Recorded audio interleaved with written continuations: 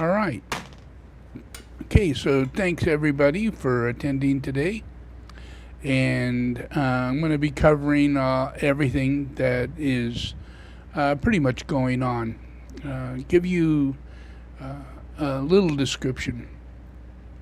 One, you all know that Trump thinks that he's a king, and that Elon Musk thinks that he's the jester of the king, little wizard. And he is going to do money magic, which is what he's best at, being the richest man on earth. And he's going to establish a new world order. Yeah. That's their goal. That's what their plan is. Yeah. And it's evil, corrupt. It is everything you could ever imagine that could happen, will happen. Yeah, at least that's going to be their intention. So this is a lot going on in the world. Yeah. And what is it that you're going to lose out on? Yeah. What do you know is your true opportunity in the world? Yeah. We don't. We look back in the world and we think, oh, the world's full of war and full of all kinds of problems, and we're a new country, 1776, that's not so old, but in all truth, this earth has been here for a very long time, and it's under God's grace, and there's a lot of history in relationship to God's grace on this earth. And it mainly comes up in the reality of Adam and Eve and the family that is established through Adam and Eve. Yeah, all the way to Enoch and Noah and all of those lives. And those are us. Those are us. But yet something has happened that changes our relationship to who they are in comparison to who we are. Yeah. We are people who die at a very young age. Yeah. And yet we're being told that, we're living longer. And we are. We are. But not when it comes down to the truth. When it comes down to the truth, we are actually available for an enormous length of life. Many Bible readers feel puzzled when reading the genealogies in Genesis. They describe patriarchs living for hundreds and hundreds of years. Adam lived to be 930, his son Seth 912, Methuselah 969, Noah 950. What's going on here? Did ancient Bible writers just imagine these incredibly long lifespans? This would seem to be the case, since people today only live into their 70s or 80s, often with the help of modern medicine. These long lifespans must be mythical, right? Well, maybe not. Certain compelling reasons to believe that the biblical authors were recording the actual long lifespans of these patriarchs have persuaded trained geneticists to take these Genesis numbers at face value. The remarkable picture from these lifespans only emerges when plotting them on a graph. After all, a picture is worth 1,000 words. Only then do we see that the average lifespan of these patriarchs who lived before the flood lived an average of 912 years. After the flood, their lifespans began systematically declining, following what's known by biologists as a biological decay curve. A mythical list of ages would be unlikely to take such a predictable, exponentially declining curve. We see that Noah, who was the 10th from Adam, lived through the flood and died at age 950. Noah's son Shem lived 600 years, his grandson 438 years. 5 generations past Noah, lifespans declined to the 200s. Abraham, who was 10 generations after Noah, lived to be 175. We also have Jacob, when he was 130 years old, stating to Pharaoh that he had not lived as long as his ancestors. Jacob later died at 147. 7 generations later, living to be only 120. What's going on with these lifespans? They systematically decline along a familiar-looking pattern that statisticians call an exponential power curve. Plotting their ages does not reveal a straight-line slope, but a curved one. They don't suddenly bottom out right after the flood, nor do they decline eventually. Rather, the lifespans decline along a non-linear, exponential curve over time, and this curve literally passes every test for statistical significance. Whatever is going on here is not some chance occurrence. Their pattern breaks every possibility of being some fluke. Geneticist Dr. John Sanford of Cornell University, who was part of a team that invented the gene gun, noted that these lifespans fit so tightly along this power curve that 95% of the lifespan variance is explained by the number of generations from Noah. This statistical model matches the biblical data so closely that its likelihood of occurring by chance lies below 1 in 1,000. Now that's uncanny. This exceptionally strong correlation allows us to predict how long people would live based on how many generations they are from Noah. For example, the curve predicts that someone living 10 generations after Noah would have a 90% likelihood of living between 137 and 234 years. Similarly, it predicts with 90% certainty that a descendant alive 15 generations after Noah would live between 100 and 172 years. This model is so powerful that the average lifespans predicted by the model are within 10% of the actual lifespans recorded in the Bible. This close match reaches well beyond coincidence. This leads to an even more stunning realization. The lifespans in the biblical text span over 2,500 years of recorded history, and the original portions of Scripture that include these lifespans, Genesis 5 and 11, were produced by eyewitnesses whose lives overlapped one another for centuries and decades. So how in the world could they be faked? All of the original authors over numerous generations would have to be in on the scam, conspiring together to record lifespans that perfectly declined along an exponential power curve. Like that's going to happen. Think about that for a minute. Why would they even want to do that? If you were going to make up some story about people in the past that you wanted your future readers to believe, why would you include such unbelievable lifespans? Making this myth explanation even less likely, whoever would fabricate this story must have understood advanced statistics.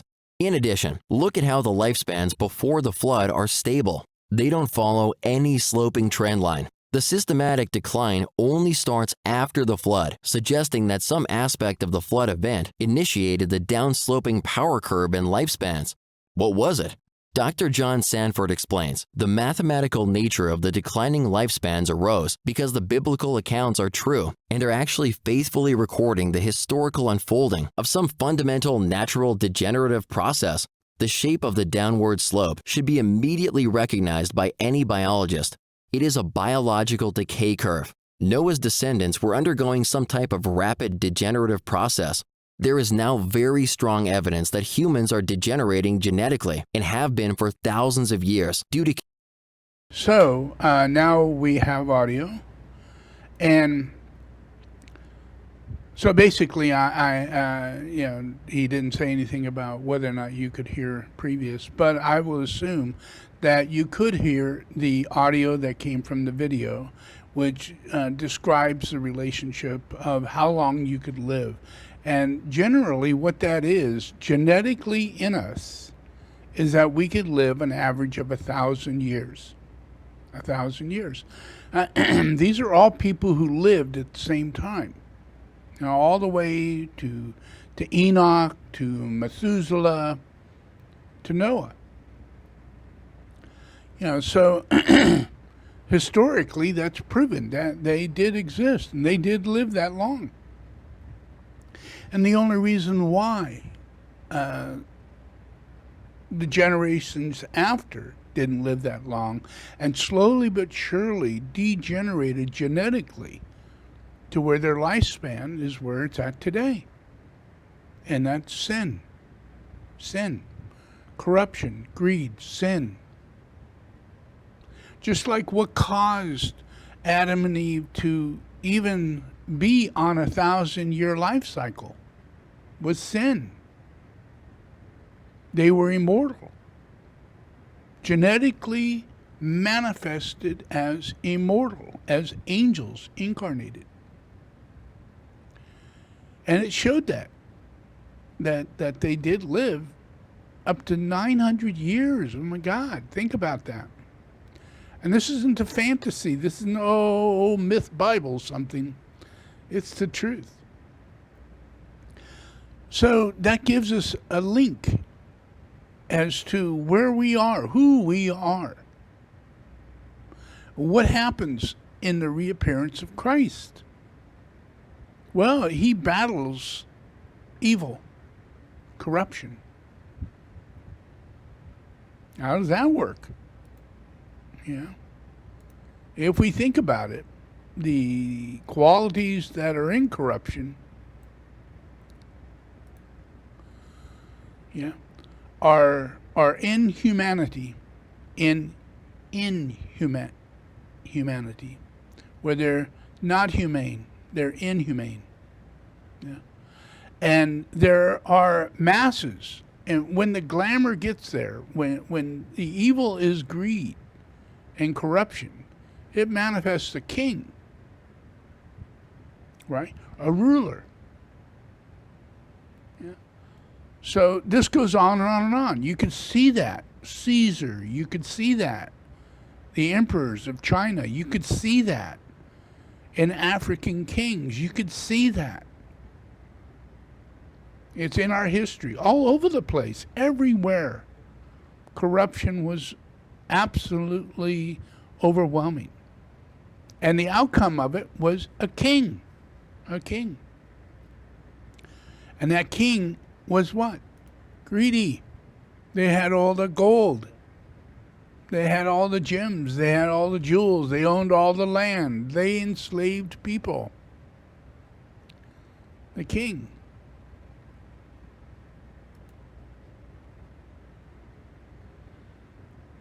So, in my teaching, I teach about Shambhala because I come from Shambhala.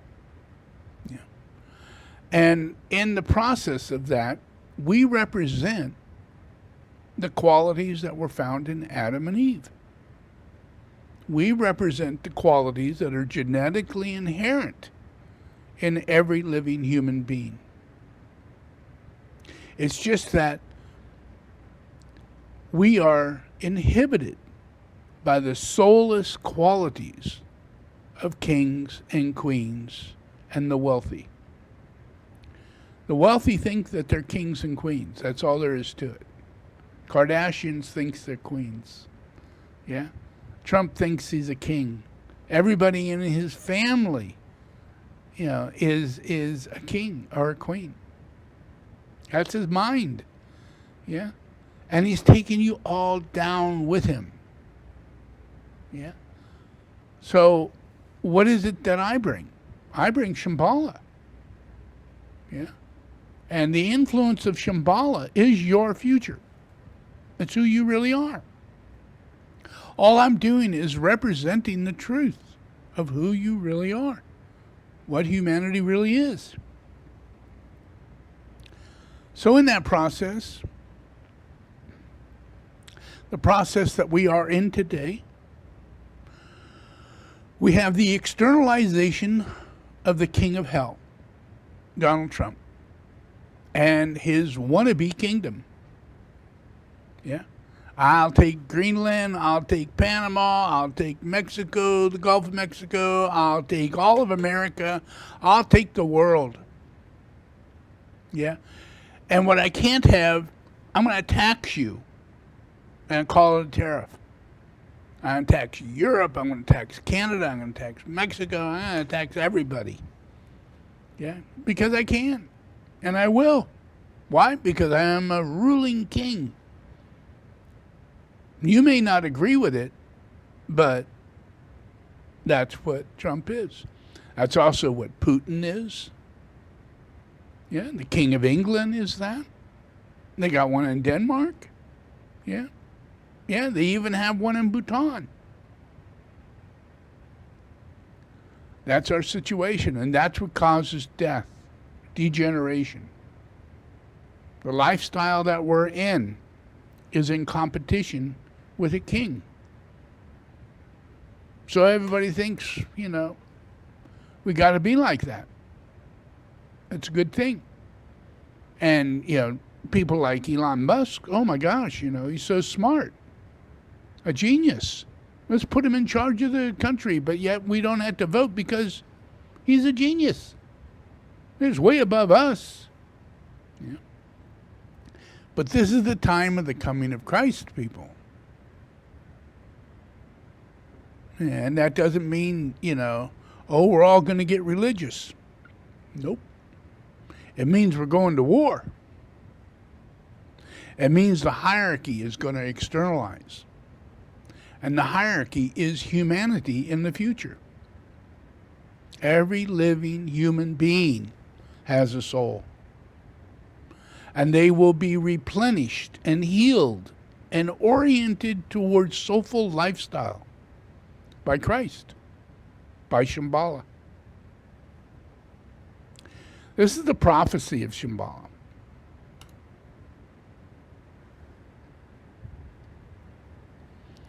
A 1,200-year-old Tibetan Buddhist prophecy of Shambhala warrior. It tells of the rising of regular people who wish to bring about great change and healing through the powers of compassion and insight. In the last great battle, the evil king, who we know to be Trump, and many others, are followers of this evil characteristics that's found in these evil kings. And they will all be destroyed by Shambhala. Order will be restored on earth. And the wisdom which Shambhala has been holding will be dispensed to the people of the world. The final battle and the golden age represents the real fulfillment of life, the attainment of true maturity. Because when we look at this, we look at Elon Musk, and we look at Trump, and we see them just firing people left and right. Yeah. No compassion, no empathy. They're just looking at dollar bills. Oh, I'm taking away this person's income. And now I'm moving that into this area. And Donald Trump goes, look how much money we're making. Yeah, and calling it saving. We're saving money by not paying employees, simply by firing them. And Elon is so evil. He not only fires you, he grabs your building and sells it so you can't go back. He's in the process of that right now. Firing all these people, hundreds of thousands of people. People who run the Environmental Protection Agency. People who staff the park systems, the forestry. For people where humanity can go out and relax and have a vacation and enjoy themselves. No, not anymore. Can't make that big of money on that, according to Trump, in his mind. He doesn't go camping. Elon doesn't go camping. They're not humans. No. They work. Make money. All day long, all night long. That's all they do. Yeah. So they're not really caring about whether or not you're a veteran or you're a doctor researching pediatric cancer. Nope, they fired all those people. Yeah. They're not interested in protecting you from an enormous amount of mercury and lead and other things that are in the water that are under your house, that are the agency of the EPA was doing their darndest to find it, fix it, clean it up, charge industries for spilling polluted water into the water system. onto the land, into the lakes and streams. We don't do that anymore. No, Elon said, nah, it's not necessary. We can save a lot of money not doing that. That's all true. They did that. But it's not going to work because we have Christ. And we have the government. And we have judges. And every single person that they said is fired or laid off, judges are coming in saying, no, you're not. FBI is suing the fact that people like Marjorie Taylor Greene and others want to defund the FBI. Get rid of it. Donald Trump, he actually sent out forms to all the FBI and asked them, were you involved in investigating me? Were you involved in checking into January 6th? Did you have anything to do with Mar-a-Lago and going to Mar-a-Lago and looking through my house, finding all these security papers that were not meant to be in anybody else's hands other than the CIA or the FBI? Certainly not supposed to be in Mar-a-Lago toilet, sitting in, boxes stacked 36 high. And if you were an agent, your ass is grass, because he's going to find your address, get the names of your children, and put it out on Twitter, on Elon Musk's site, and tell everybody, harm these people, attack them, make life not worth living, sue them, charge them for false conspiracy thoughts. Let's not just defund the FBI. Let's destroy the people who investigated Donald Trump. Let's destroy the lawyers. Yeah? That's what he's doing right now. He's spending his time looking at people that tried to take him down for the last 4 years, simply trying to follow the law. He let out criminals who killed police in January 6th. Let them out. Yeah. And then he asked the FBI to quit.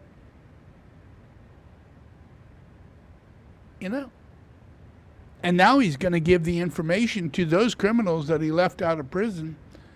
He's going to give them the addresses, telephone numbers, everything it takes for them to do harm to anybody that doesn't like Donald Trump and wants to prosecute him for the criminal acts that he carries out. And it's going on. That's what's going on. But it's not going to manifest. This is all about the art of manifest destiny. Yeah? And it's not going to happen. Yep. There's an enormous amount going on in relationship to this sort of stuff. Trump lies, exaggerates, He says, well, the reason why I don't want to give money to Ukraine is because we're the ones who give all the money to Ukraine. Nobody else does. UK has given far less than us. But is that true? I mean, does the man tell the truth? We need to get our facts right. When you look at support for Ukraine throughout this war, Europe stands, as Commission President Ursula von der Leyen said earlier, at about 134 billion euros, more or less.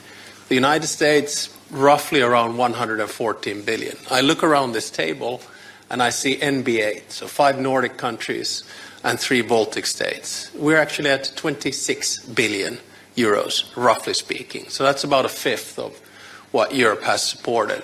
So yes, to a certain extent in the future, we're going to have to take more responsibility, but to get bogged down in who has given more, I think is the wrong tack. Yep. All right. Now you can hear me.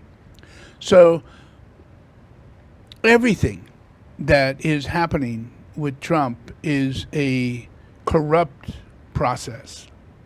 It's greed, it's manipulation, it's lies to cover up the greed and manipulation.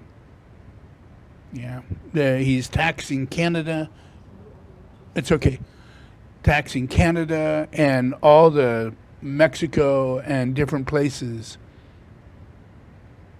He's doing that because he can. Yep. But is he going to get away with it? I think that should be the major question. The Rearm Europe plan. It's a plan that provides up to 800 billion euros for military equipment. It gives more fiscal space to the member states for military expenditures. And it gives the possibility for joint procurement on a European level in European domains like an advanced air shield, for example.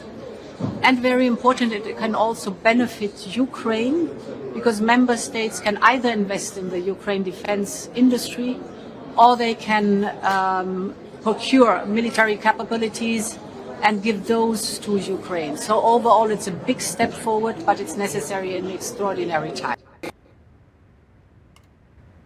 That's right. And trust me, this is not something that Elon Musk or Trump is mentally capable of understanding because they're in the middle of lies. And when you're in the middle of lies, you actually think those things are true. But the real truth does exist. You know, so that will surround them. Just like Ukraine. They're in the middle of a lie. These people, Elon Musk and Trump, are in the middle of a lie. So they treat Zelensky like he's a person who has no understanding, no capabilities, even though he's been in a war for nearly 3 years now. And he's not doing bad. Yeah. But Trump is under the illusion that he wouldn't get anything done if it wasn't for the United States. And it's not true. As you just saw, Europe and other nations are facilitating and funding the war in Ukraine. And Donald Trump is only speaking in regards to Putin and the way he wants it to happen. So when Zelensky was in the White House, he was under the pressure of Putin. He was told by Trump, you need to work with Putin, agree with Putin, accept him, and the measures that he has to give in order to stop the war. They're not talking to Zelensky, they're representing Putin. And Zelensky just goes, you know, I just cannot do that. I can't do that. He's our enemy. He's killing us. He's killing many, many, many, many people. Because he's evil. He's an evil. He created the war. He started the whole thing. No, I can't do that, Mr. Trump. And that's what Zelensky had to say. And they threw him out of the White House. Threw him out. And humiliated him for not wearing a suit. And the president number 2 never wears a suit. But he's the richest man on earth. A lot of, oh boy, do I love Elon Musk. Don't we all love Elon Musk? He's just so good. He's a genius. He's a genius and he's wealthy. Well, he's not wealthy that much anymore. And he's certainly not a genius. And that's what you're learning. Because you can't incorporate all that is going on when you're in the Dark Lodge. And this is the representation of the Dark Lodge.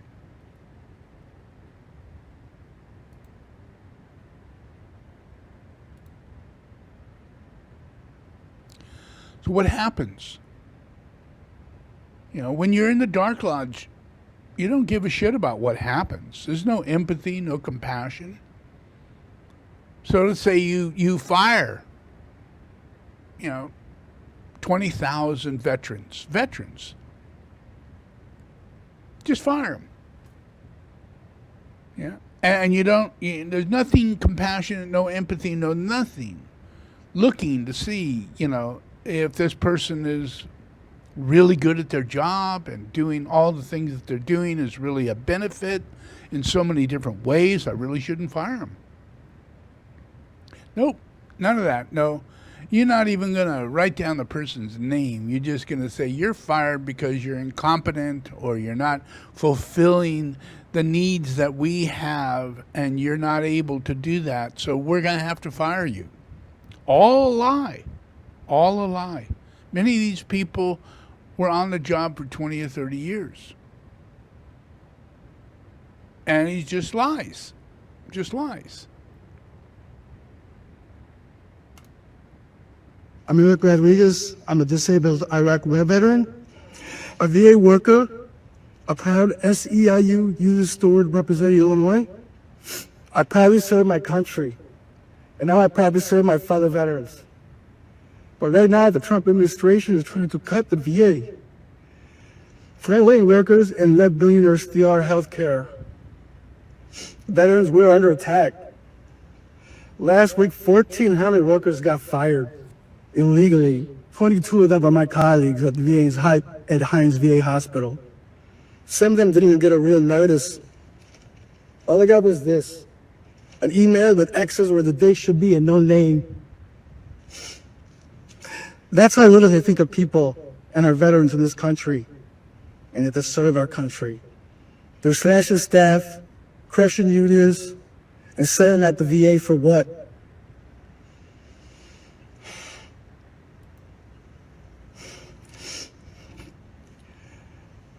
Civilians can make more money while veterans sit out of wait list. Worse, they'll get no treatment. That's the truth. I've been a veteran since 1973. Yeah. I served in both the Navy and the Marines for the Vietnam period.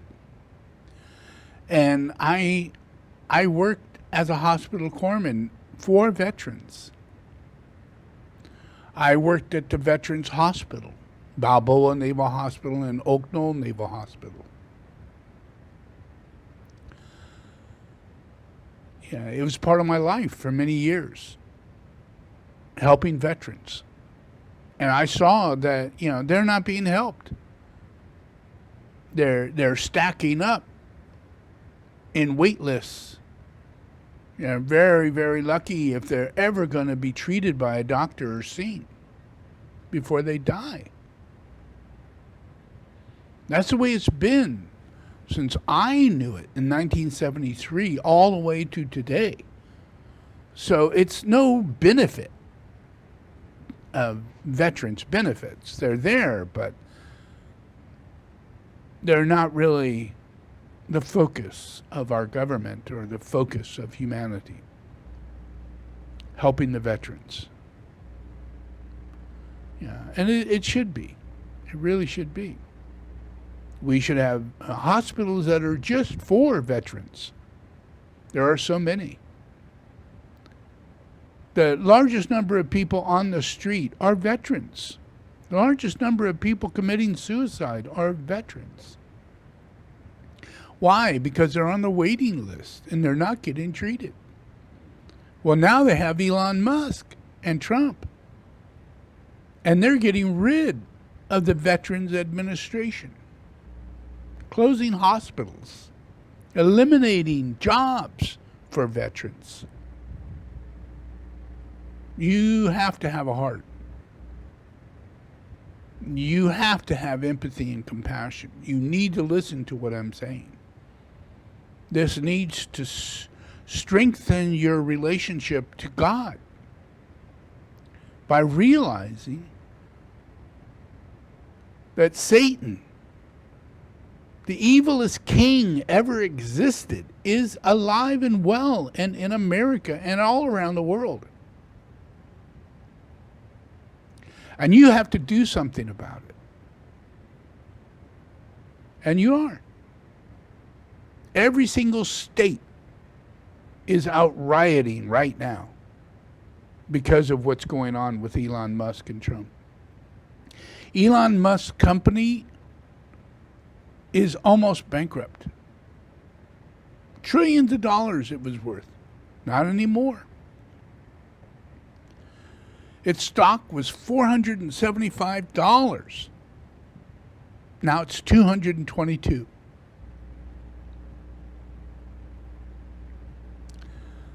That's devastating for all the people who bought the stock, the people who worked for Tesla. Now they're getting swastikas painted on their cars, burnt up by the hundreds, especially if you own a Cybertruck.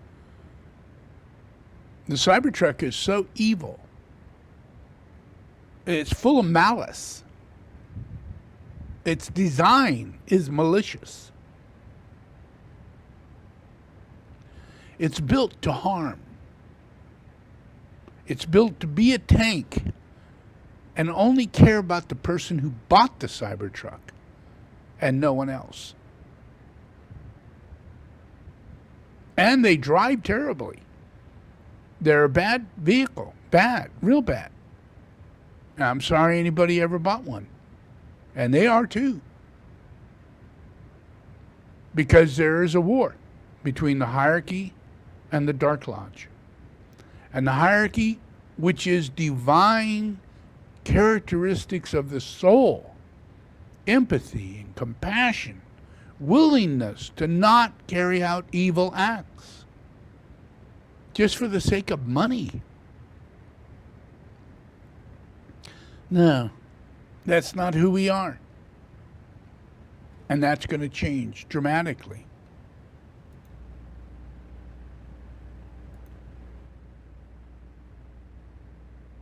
But if the United States...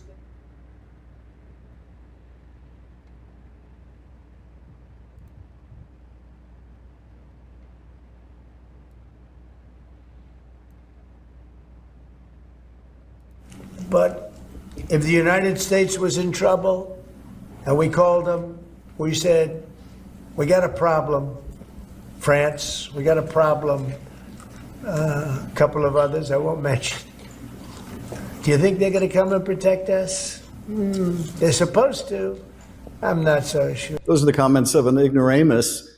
The Article 5, the collective security of NATO, has been invoked just once. It's been invoked over Afghanistan when we were attacked and our NATO allies came to help defend us, and they served side by side us in Afghanistan, and they died shoulder to shoulder with our troops. And to denigrate that, or worse, not even be aware of it, it's just disgraceful. But I'm not surprised to hear him say it. You can't tell when he's speaking or Putin's speaking because it's the same words that come out.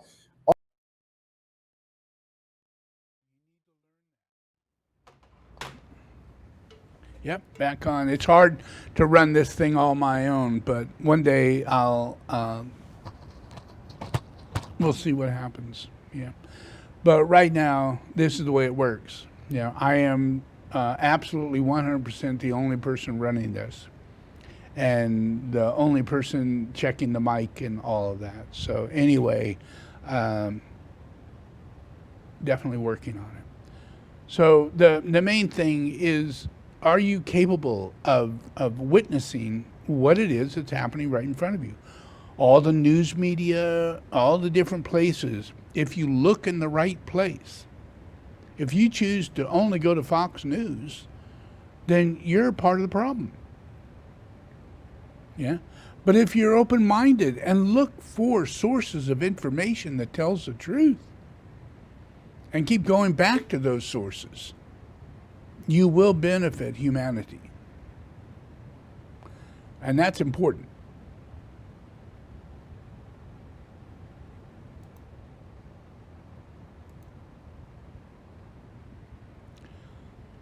So, look at this. Just look.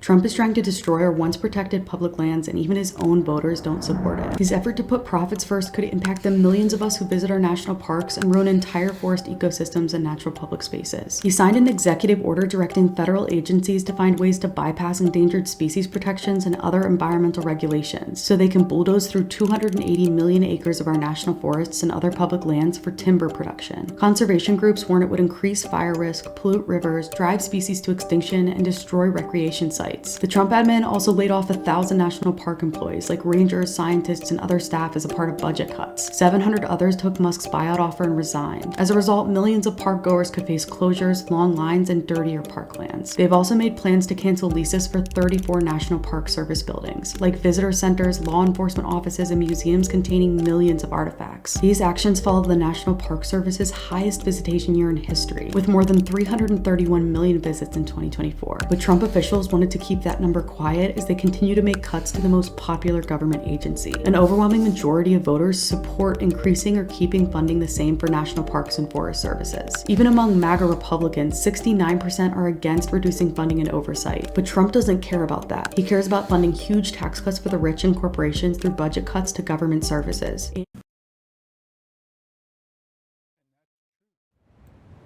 Yep. A lot of you don't remember anything like this. But it's just the way it is. And you need to always be aware of the fact that there is this process of lies and corruption. And when we have someone like Trump in the office, it's going to become incredibly big. Yeah. It's not going to be until after he's gone that you will see the effect, that there are no campsites anymore, and that 1/3 of the forest has been cut down. And most of the animals that were in the forest are in a state of stress, anxiety, and dying because they have no natural habitat.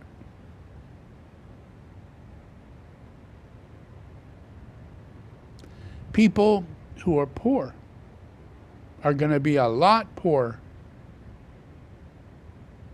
I'm talking really, really, really, really, really poor.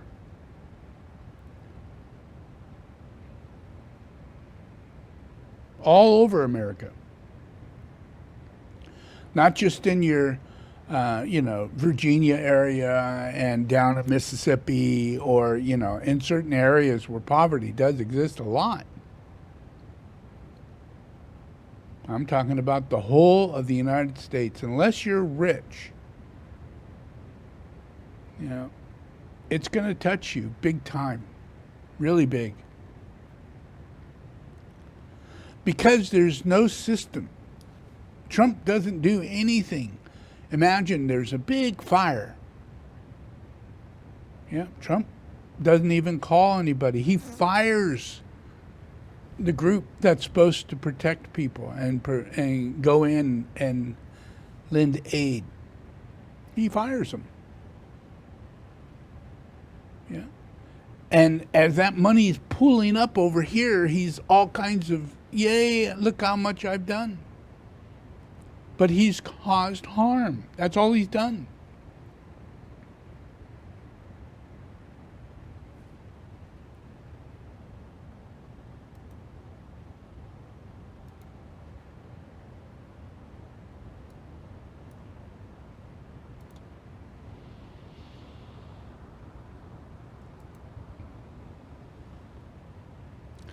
So with Trump, Shambhala is coming down on his ass fast. They're putting swastikas on his cars. They're burning them up. They're destroying them. They're picketing. They won't buy them anymore. Countries are banning the Cybertruck from even coming into the country.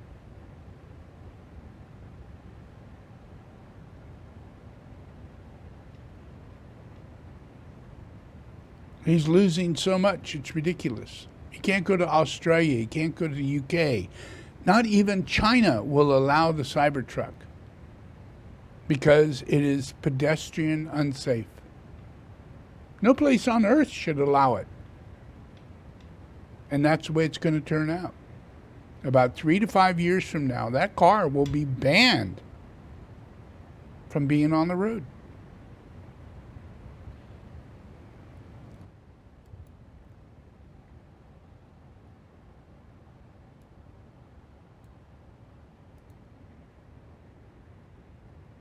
But Donald Trump was flying around during the election, during the campaign, in Epstein's jet. You go, what do you mean he was flying around? Can you imagine that? Donald Trump buys Epstein's jet, has it painted to make it look like his jet. But in reality, it's the jet where little girls are raped for years. And he decided he needed to own that jet. In the jet, I thought Epstein's dead. Yeah, Epstein died. Then his estate sold the jet to somebody. And then Donald Trump was given that jet for the campaign. He wrapped Trump 2024 on the Epstein jet and flew the same jet around to go to places when he was not flying his other bigger plane, because his other bigger plane was slower and more expensive and a pain in the ass. So he would fly on that Epstein jet a lot. And that's a fact.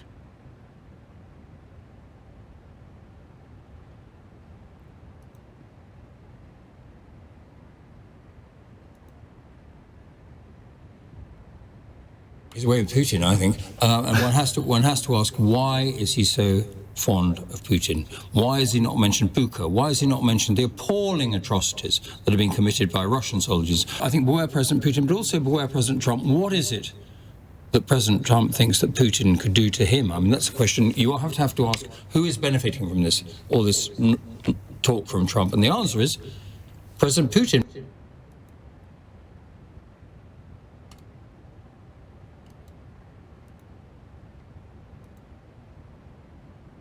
If President Trump's facts are based on untruths, or fake news as he would call it, you know, the Ukraine started the war. I mean, let's examine that fact. Well, no, Russia invaded in 2014, having given its word at the Budapest Memorandum that it would respect Ukraine, and Russia then invaded again in 2022.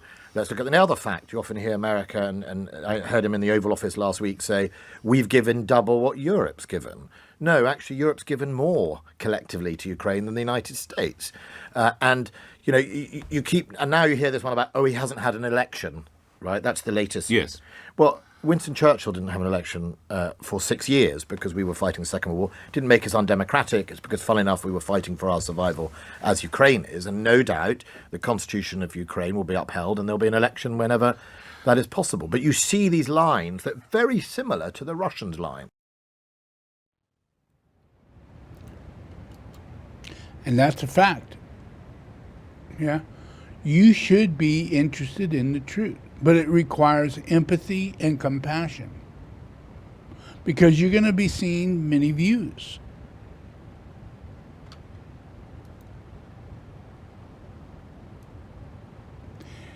And I, and all of the good aspects of humanity that has a soul, are all together in this.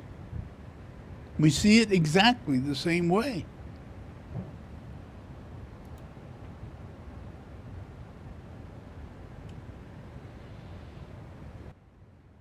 Right now, President Trump has put uncertainty.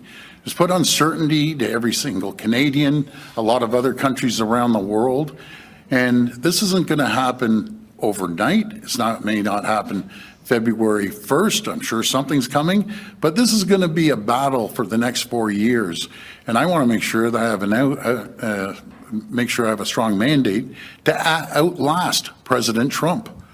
And again, I can't stress this enough, how CEOs in our country are concerned, which we've been meeting with, but it's really a Team Canada approach. That's right.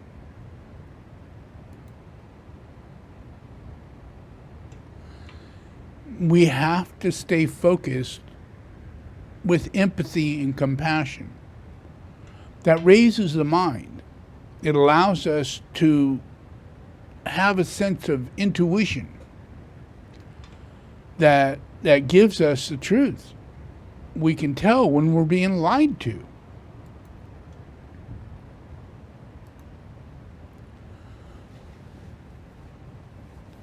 Trump and Elon just goes about firing everybody and says, well, we won't do anything to Medicare.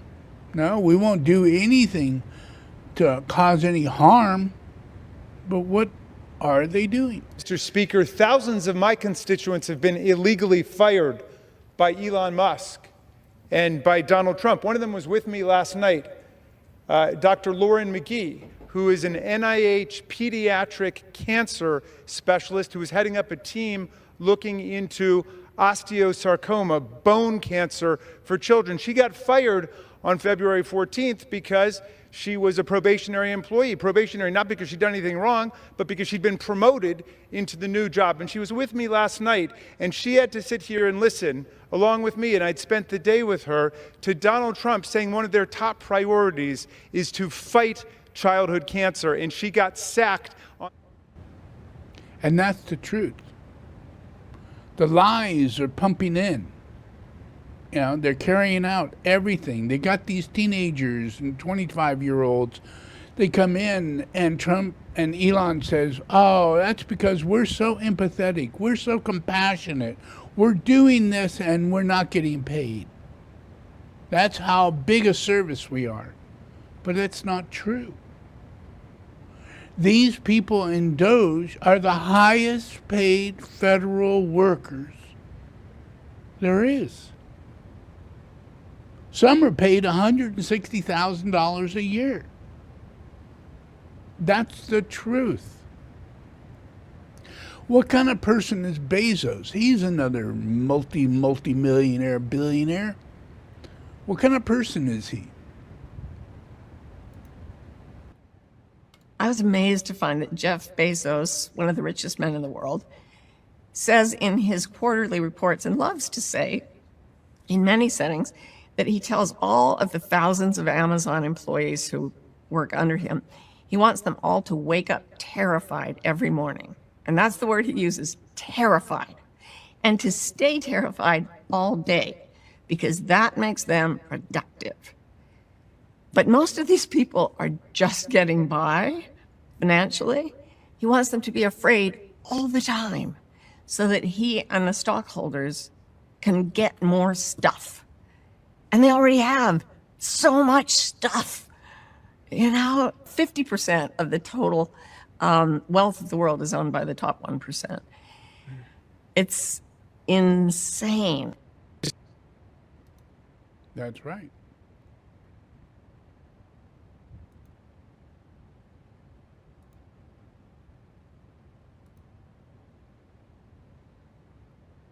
Trump is the first American president since the Second World War, and I would even include George W. Bush in this, who is completely uninterested and unattached to any sense of what American power is for in the world other than one simple truth and axiom in his own mind, and that is, might is right. If I'm able to do it, I should do it, I can do it, I will do it. I want Greenland, or I want particular ends in Greenland, I'll do it. International law, screw it. International institutions, screw it. Multilateral agreements, screw it. Let's not forget that Trump imposing these tariffs is literally ripping up an agreement he himself signed with Canada and Mexico back in his first presidency. So we can't trust this guy. That's a fact. You cannot trust the devil. I know it's tough for you because you don't want to hear me say that he's the devil at all. But that doesn't affect me. European leaders are banding together to stop a tyrant who threatens European security. No, this is not a documentary for World War II. This is what Donald Trump has created as the European Union has joined together to commit to an $850 billion defense package in direct response to Donald Trump cozying up with their arch enemy, the imperial dictator, brutal dictator in Putin, and the way that Donald Trump has treated Zelensky in the Oval Office. The response, Donald Trump has galvanized the world leaders against the United States and who are now stepping up to protect Europe. I want to shed some light on what my next guest is reporting on for the publication Wired, highlighting how these engineers and these other executives are now taking healthy taxpayer-funded salaries as they are tasked with slash and burn, talking about inside Doge. And according to this report, one of the workers in charge of dismantling USAID is taking home $167,000 annually. A software engineer at the cybersecurity agency known as CISA taking home over $195,000. That's the max a federal employee can make in a year. While a 28-year-old engineer at CISA, who has been interviewing GSA employees, is taking home over $120,000. Now, the average GSA worker, keep in mind, makes just $8,000 more than that after working at the agency for 13 years. And that's the truth. Yeah. So let's meditate. Yeah. The focus of this teaching is to help you see what is real in relationship to humanity. And we are humane. We do not do anything like this stuff. Yeah. We don't fire people needlessly. Why? Because they have families. We triple think it. We try and figure out ways to not do it. Adjust in some way. But not just cold-heartedly fire someone. And never, in your mind, never think, well, and there are 3 children, that new baby, and the house that they are trying to fulfill in mortgage, and the trip that they had planned, once every 3 years for a vacation was coming up. None of that pops in your brain. Because these aren't real people. No, they're slaves. Yeah. They're what is called in the Dark Lodge. Yeah. They're just people who are employees, and they fulfill the needs of the rich. And it all trickles down in a monopoly of capitalism. And we are in that 100%. But we need to be in a compassionate, empathetic place. Yeah. So let's do this meditation, a soul I walk on earth.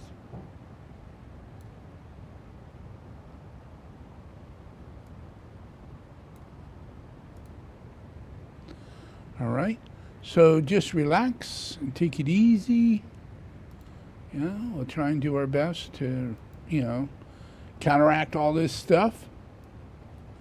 The main thing, what I do is that I impress upon you the reality of what it is that's going on in Shambhala. That Christ is here I am.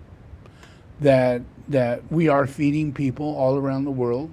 And we've been doing this for 30, 40 years, as long as I've been helping. And we don't do anything else. We do the opposite of what Trump is doing. We don't take money from people. We don't take jobs away. I try and increase the ability for people to receive. They receive shoes, clothes, housing, whatever is needed. I try and provide, and nothing clicks in my head as to, geez, I can't afford to do that. No, everything is provided for if we try. But if we have a knee-jerk thing to where we're thinking of themselves and how hard it is to do what we're doing and how little money we might have in our pocket to share, then those things get in the way. That's not very compassionate, very empathetic. I try and provide as much as I can to my group so that they learn how this works. I'm not a rich person. I've never been rich. I'm a Native American, I mean, my parents were poor. I was poor. I grew up poor, and I don't expect anything different. It's just the way it is. You get what you deserve, and you get what you put out. Like if I do darshans, I get an income from that, and I put that back into the pot, and I get more for people. I get more healing, technical work in order to create more clinics and help in any way I can. So let's focus on this meditation. It's called A Soul I Walk on Earth. It's the meditation that I play here with Tara and I every day, all night long, all day long. This is the one that we play because it is the one that is happening. I am a soul, I am walking this earth, and I am emanating out the qualities and characteristics of the soul. And that's illuminating and awaking up the new group of world servers, which is the whole of humanity. So let's begin. I'm going to put this image on here, right? So you could see Shambhala. This is what we do. I heal Shambhala. I heal the earth through sacred geomancy and the word, manifesting the invocations, evocations into the earth. And this is one of the evocations that I do. All right, so just relax and meditate with me.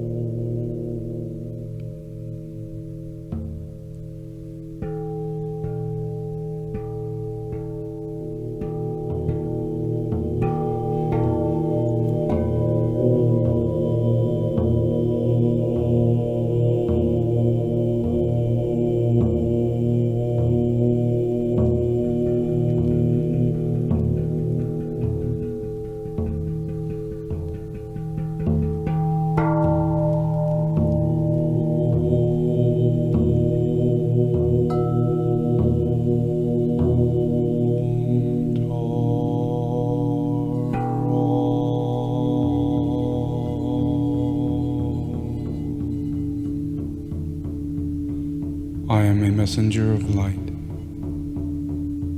I am a pilgrim on the way of love. I do not walk alone, but I know myself as one with all great souls, and one with them in service. Their strength is mine. This strength I claim. My strength is theirs, and this I freely give.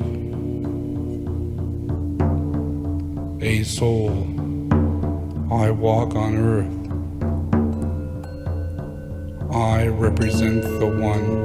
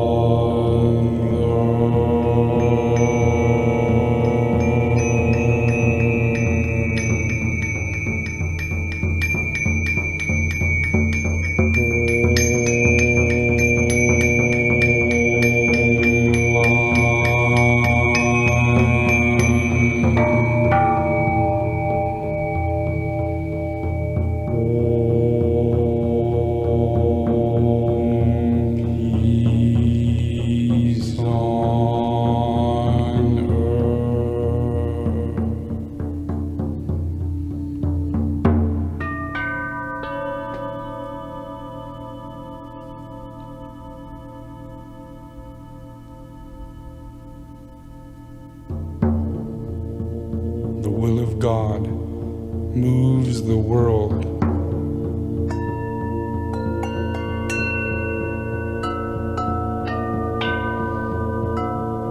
The past has gone. I am that past. It makes me what I am. The future comes. I also am the coming destiny, and therefore I am that.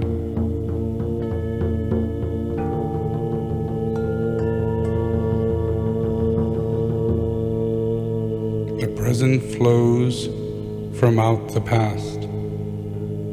The future colors that which is. I make the future also by my present knowledge of the past and the beauty of the present. And therefore I am that I am.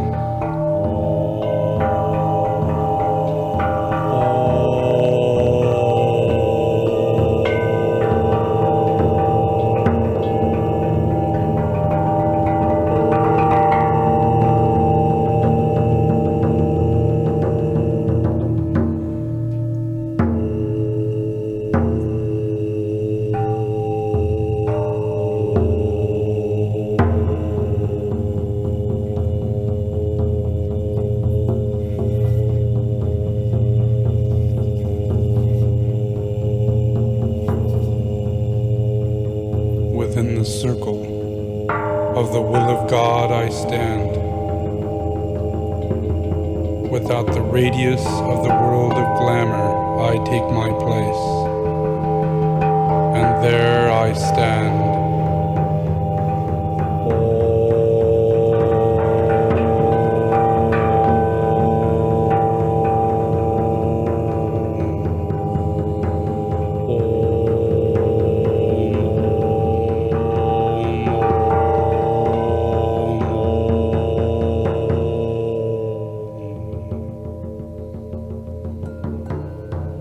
Before the open door that just reveals a different lighted way, I take my stand. Before the presence, I will take my place, and there will firmly stand. And stand I see.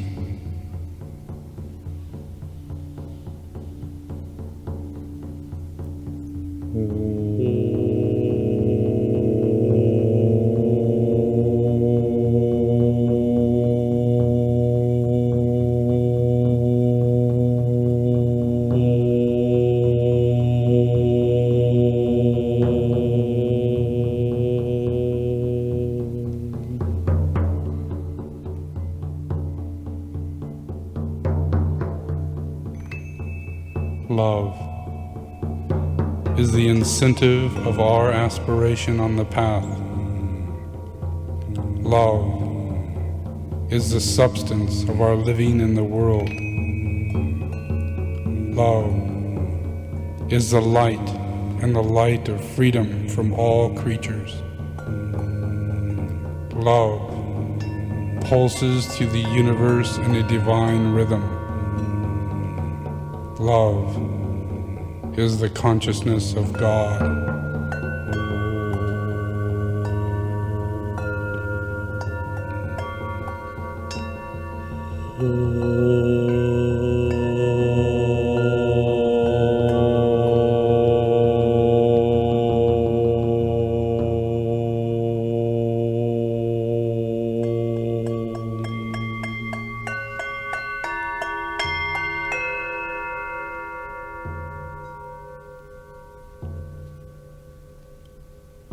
May the holy ones whose disciple I am show me the light I seek. May all mankind, may all humanity of all knowledge, may all light on earth make manifest the soul in all things, all life. I invoke the radiant golden sun to manifest the thread of the soul into the kingdoms of the elementals, into the kingdoms of the vegetables, the animals, into the astral plane.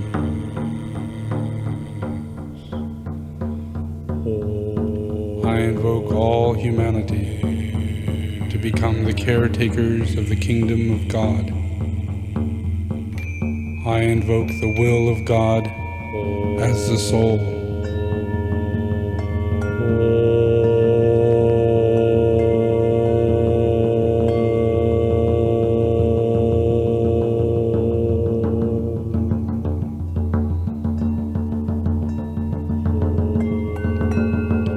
I stand before the judgment seat of my soul.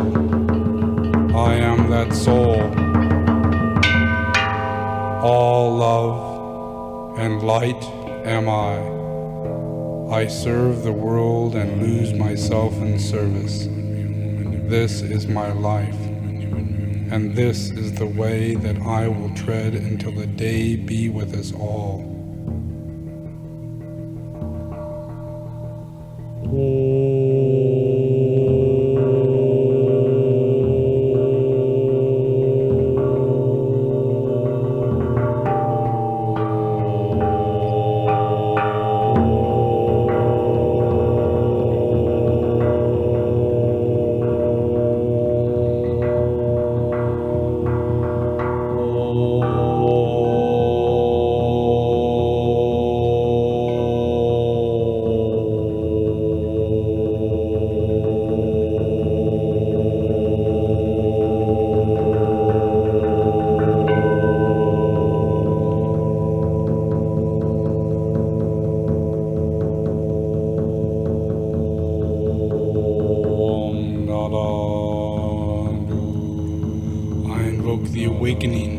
Consciousness of humanity, the family of humanity,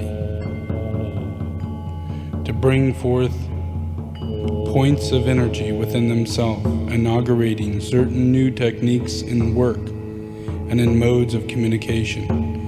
I invoke the group of telepathic communicators. I invoke the group of trained observers. I invoke the group of magnetic healers. I invoke the group of the educators of this new age. I invoke the group of political organizers. I invoke the group of the workers in the field of religion. I invoke the group of scientific servers. I invoke the group of psychologists. I invoke the group of financiers and economists. I invoke all creative workers as the new group. I invoke the externalization of the inner existing of conditions within these groups through the manifestation and the externalization of the avatar.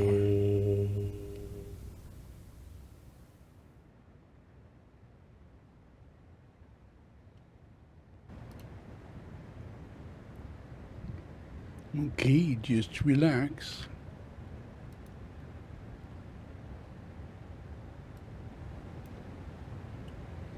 So a few years ago, I have been in my process of teaching, trying to help you understand who Elon Musk and Trump are. At that time, they were separate beings, but I explained to you that they are not separate. They are one and the same.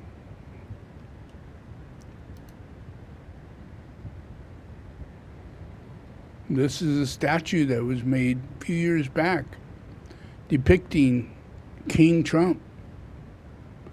And his sword was a Twitter sword. King Musk. And they will rule the New World Order together.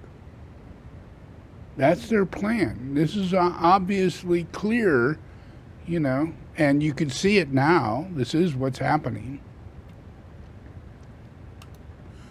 So, you know, I'm doing my best, you know, to tell you what's coming up and, you know, how to deal with it.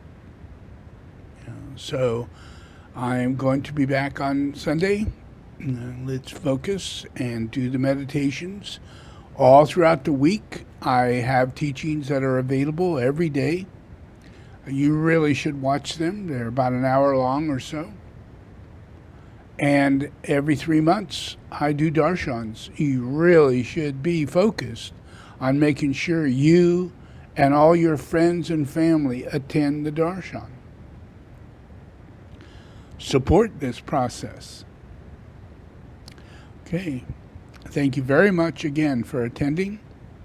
And I hope you learned a lot and that it helps you throughout your daily life.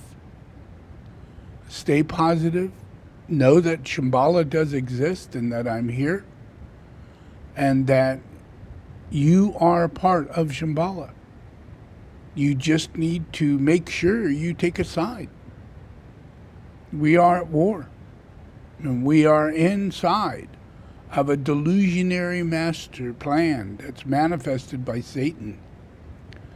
And it's big. It's well planned out. But it's not going to happen. Because there's also God. And God has destiny. And this other group is manifest destiny. They have to push it every day because it's a lie. Okay. Thank you very much again for attending. May God bless you, your family, and all the people in your life. I hope and wish you all the blessings of God and the angels that you are. Enjoy.